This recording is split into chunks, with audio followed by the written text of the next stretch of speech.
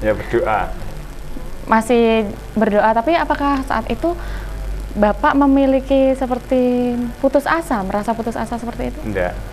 Ya berusaha terus. Tetap berusaha ya. Nah ini bertemu dengan Pak Dokter Alex, disuruh yakin, pasrah, kemudian melalui doa juga dan totok itu tadi. Baik, terapi totok.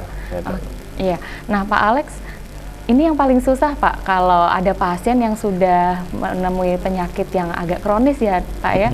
Seperti apa ini? Ya, orang lagi sakit stroke, yang saya bilang tadi itu sakit yang multidimensi. Dimensi fisik kena, dimensi mental kena, dimensi pikiran kena, dimensi seksual kena, dimensi finansial kena, ekonomi kena, Masya Allah. Multidimensi kena semua ini sakit stroke ini. Ujian semua. Paling berat sama ujian paling berat ini stroke ini. Nanti boleh dilanjut lagi, kita angkat telepon dulu. Selamat sore. Selamat sore. Baik, putus. Nanti silakan dihubungi lagi di 0247465353. Silakan dilanjutkan. Nah, kondisi ini dengan sakit yang multidimensi ini disuruh ikhlas, manusiawi, gerundel berat. Wah, sakit kok malah disuruh ikhlas. Apalagi sakitnya kayak begini kok disuruh ikhlas. Manusiawi, tapi kita harus ngerti bahwa ini benar-benar kehendak Allah, nggak mungkin ini bukan kehendak Allah. Sehingga waktu itu saya kasih suatu pancingan agar beliau sadar, ingat Pak, nikmat yang diberikan Allah. Saya sampai nunjuk anaknya. Iya, baik, boleh diangkat dulu ya Dok ya. Selamat sore. Halo, selamat sore. Dengan Bapak atau Ibu siapa? Halo. Halo. Anda bergabung dalam kontak dokter, Bapak atau Ibu siapa ini? Halo. Baik, mungkin boleh diulang lagi untuk telepon kami di 0247465353. Silakan berkonsultasi dengan Dokter Alex mengenai gangguan kesehatan Anda. Silakan Dok. Iya, jadi poin yang untuk ikhlas ini yang paling berat. Yang saya rasa ekspresinya itu kelihatan datar gitu ya. Ya wajar, dia lagi bete, lagi bad mood, lagi banyak masalah, disuruh ikhlas. Nggak semudah itu. Saya kasih semacam motivasi agar beliau ikhlas. Saya tunjuk anaknya, Pak, lihat anaknya Bapak ini dua, semua normal, sehat semua. Baik, untuk mengingat ini ya, untuk bisa bersyukur dan kemudian ikhlas. Baik, kita angkat telepon dulu. Selamat sore. Selamat sore. Iya, Bapak siapa ini? Bapak Muhammad. Bapak Muhammad di mana? Ungaran. Baik, silakan Bapak. Pertama saya ini heran dengan Bapak Alex itu, karena tingkat kepasrahannya terhadap Allah, padahal dia seorang dokter tinggi sekali, itu sangat angel itu dicari gitu. Karena saya sendiri pun tidak begitu gitu. Kadang-kadang ya saya sendiri merasa salah gitu. Kemudian saya memang mengalami gangguan, yaitu diantaranya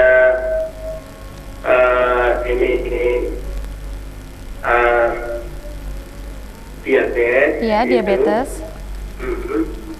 Itu, tapi saya itu ya wajar-wajar saja itu. Artinya wajar saja itu tidak terlalu parah, tapi juga tidak dahsyat sekali gitu. Saya tetap bisa beraktivitas. Iya, tipe berapa Bapak?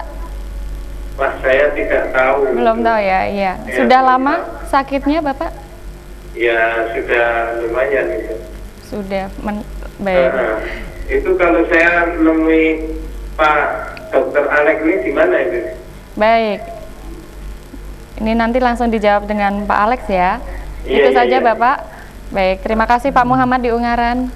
Masih bisa nyambung enggak? Halo, Pak Muhammad.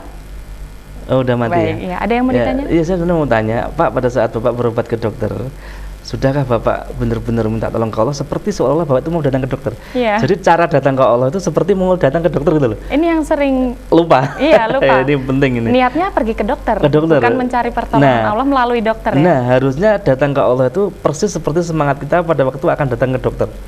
Lebih dari itu kalau bisa. Beda niat ini juga nanti akan memberikan beda hasil nanti. Baik, beda hasil ya. Apalagi penyakit kencing manis. Iya, ini menahun dan degeneratif ya, Dok ya. Ujian juga dari Allah yang cukup lumayan berat. Jadi Bapak harus benar-benar men-setting bahwa keterlibatan Allah itu nomor satu, tidak ada duanya dan tidak boleh diduakan.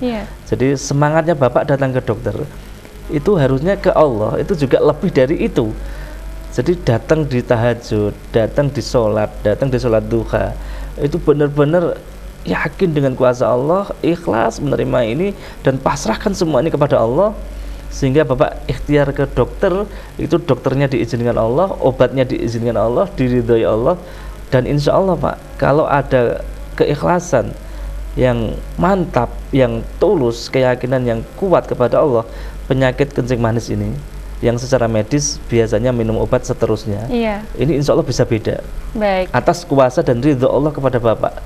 Tapi kebanyakan, ini sekali lagi, kencing manis itu diawali dari ketidak bisa menerima kenyataan yang tidak sesuai harapan. Baik. Atau harapan yang tidak sesuai kenyataan. Awalnya seperti itu. Jadi kalau akar masalahnya seperti itu, ya berarti harus diselesaikan di situ. Selain obat ini untuk mengatasi gejalanya, tapi akar masalahnya ada dan itu tidak bisa tersentuh dengan obat. Dan itu hati hanya nyambung kepada Allah, settingannya seperti itu. Jadi insya Allah dengan settingan seperti itu, ikhtiar medis yang profesional, yang maksimal, yang disiplin, yang kontinu, ini akan menimbulkan kesembuhan yang total atas izin Allah. Baik, nah nanti tadi Pak Muhammad bertanya di mana bisa bertemu Dokter Alex, bisa langsung nanti di kliniknya di akhir acara bisa ya Dok ya? Boleh. Mungkin selain diberikan obat juga motivasi dan juga bisa share masalah kepada dokter. Baik pemirsa, kontak dokter masih akan kembali dengan satu sesi lagi di akhir. Jangan kemana-mana, kami akan segera kembali sesaat lagi.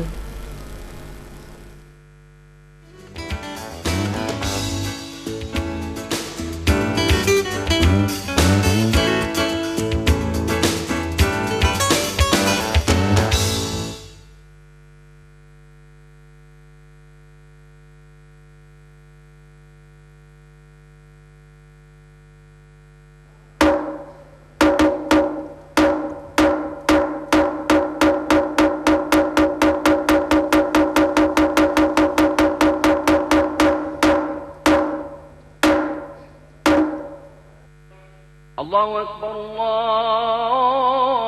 Allahu Akbar,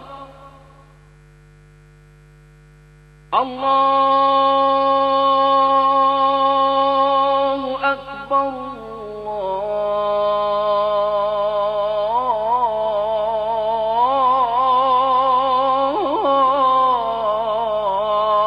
Allahu Akbar.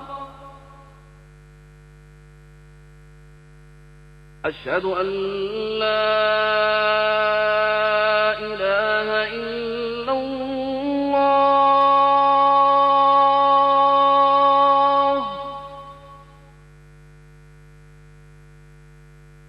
أشهد أن لا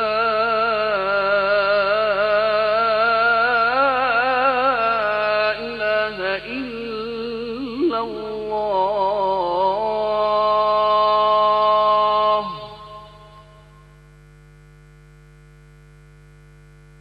أشهد أن محمدًا رسول الله أشهد أن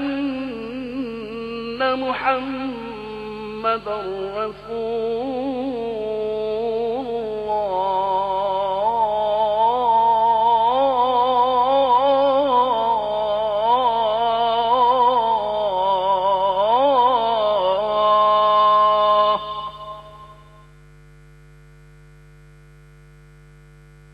حي على الصلاة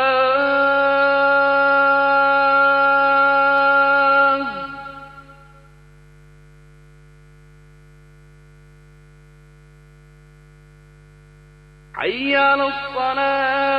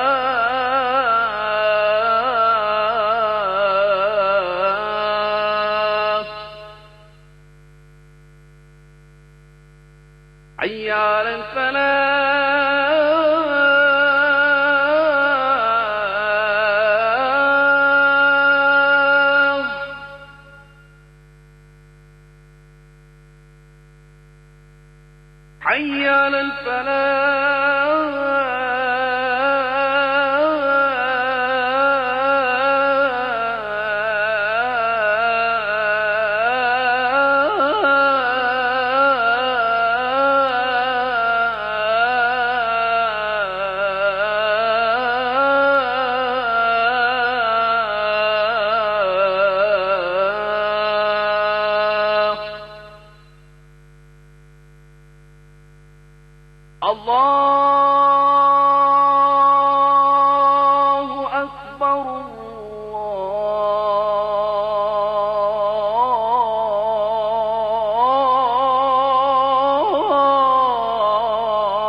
Allahu Akbar. La ilaha illallah.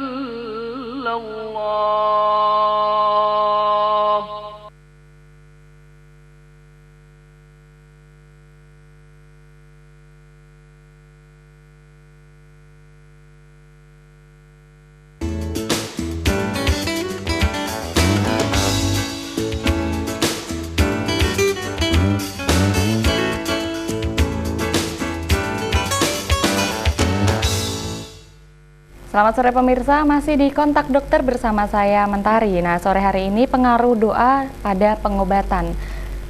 Boleh ke Pak Tukiman dahulu ya Pak Dokter ya. Pak Tukiman, saat menjalani di rumah diterapi oleh Pak Dokter Alex, doa-doa apa saja yang diberikan saat itu? Ya, doanya witir itu sama doa terus mana. Pokoknya diwajibkan untuk berdoa terus ya, untuk mengingat selalu ya, minta kesembuhan. Ya, kesembuhan dari Allah. Baik, nah Pak Dokter bisa dijelaskan ini seperti apa peranannya dok? Iya, jadi pemirsa, mari kita lihat sebuah efek dari doa terhadap air. Iya. Jadi air itu seperti makhluk hidup, dia bisa membawa pesan dari lingkungan yang ada di sekitarnya. Kalau badan kita itu 70-90% itu air juga. Jadi badan itu sangat responsif terhadap doa yang kita panjatkan. Kalau air putih yang notabene itu benda mati, ternyata diizinkan Allah untuk respon terhadap keadaan di sekitar, apalagi air kita. Air badan kita ini, cairan kita ini, darah kita ini benda hidup. Inilah contoh air yang pada saat didoakan, kristal molekul airnya itu berubah menjadi seperti ini. Ini saya ambil dari kristal air Zam-Zam. Air Zam-Zam itu full doa sepanjang masa tanpa jeda.